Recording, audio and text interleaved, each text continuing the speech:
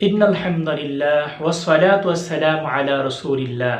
প্রিয় দর্শক শ্রোতা, দূরে এবং কাছে, দেশে এবং প্রবাসে যারা দেখতে পাচ্ছেন, সবাইকে আন্তরিক মোবারকবাদ। অত্যন্ত গুরুত্বপূর্ণ বিষয় আলোচনা, সেটা হলো ইসলামে জেনাকারের শাস্তি কি এবং এটা কোরআন সুন্নাহর দৃষ্টিতে এবং দুনিয়াবি আইনে কতটুকু কার্যকর হয়েছে। মনে রাখতে হবে, দুনিয়াবি আইনে যদি কারো জেনার বিচার হয়, বিভিন্ন ফাঁক ফকর বিভিন্ন সিস্টেমের দিক থেকে বেরিয়ে যায়, কিন্তু ইসলামী শরিয়াতে যদি জেনার সেই চিহ্ন, সিমটম ইত্যাদি পাওয়া যায়, এর শাস্তি কোরআনুল কারীমে আল্লাহ রাব্বুল আলামিন নিজে উল্লেখ করেছেন। আল্লাহ বলেছেন, আয-যানিয়াতু ওয়াজ-যানি ফাজলিদু কুল্লা ওয়াহিদিন মিয়াতা জালদা। আল্লাহ রাব্বুল আলামিন বলেন, জেনাকার এবং জেনাকারীটিকে 100 করে বেত্রাঘাত আল্লাহ রাব্বুল আলামিন কি করছেন, নির্ধারণ করছেন। যদি এইটা সত্যিকারতে কোরআন হাদিস থেকে এটা সারা পৃথিবীতে কায়েম থাকতো, তাইলে জেনাকার এরকম জেনা করে পার পেয়ে যেতে পারতো না। এবং ইসলামী শরিয়াতের আইন বলবৎ থাকলে পরে তাইলে পৃথিবীর মাজলুম মানুষগুলো, দর্শিতা নারীগুলো তার সঠিক বিচার পাইত।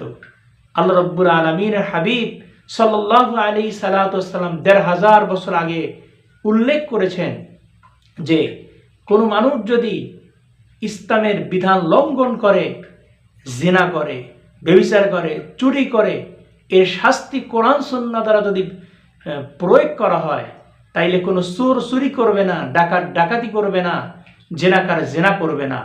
কিন্তু আজ সমাজের ভিতরে সঠিক কায়দা এর প্রয়োগ না থাকার কারণে আজ সমাজটা আজকে বিশৃঙ্খলাপূর্ণ।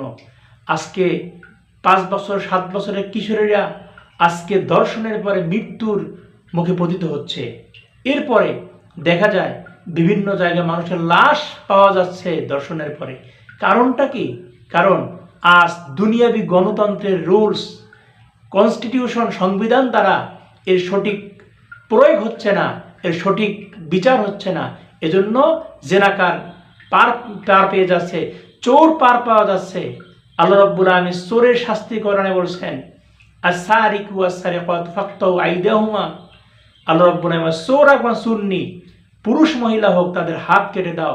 যদি সঠিকভাবে কোরআনের এই বিধান প্রয়োগ থাকতো, তাহলে কোনো চোর চুরি করার সাহস পেত না, জেনাকার জেনা করার সুযোগ পেত না। যে ব্যক্তি মাপে কম দেয়, সে ব্যক্তি মাপে কম দেওয়ার সাহস পেত না। আল্লাহ কোরআনে বলেছেন, ওয়াকিমুল ওয়াজনা বিল কিসতি ওয়ালা তুখসিরুল মিজান। তোমরা মাপে কম দিও না, খাদ্যে ভেজাল দিও না, সঠিকভাবে। এই বিষয়গুলো যদি মানুষ জানতো, আল্লাহ রাব্বুল আলামিন সাল্লাল্লাহু আলাইহি সাল্লামের হাবিব রাসূল করিম সাল্লাল্লাহু আলাইহি সাল্লামের মাধ্যমে যেই বিধান প্রণয়ন করেছেন, তাইলে সমাজটা সুন্দর হতো। থাকতো না ব্যভিচার, থাকতো না জেনা, থাকতো না চুরি ডাকাতি ইত্যাদি।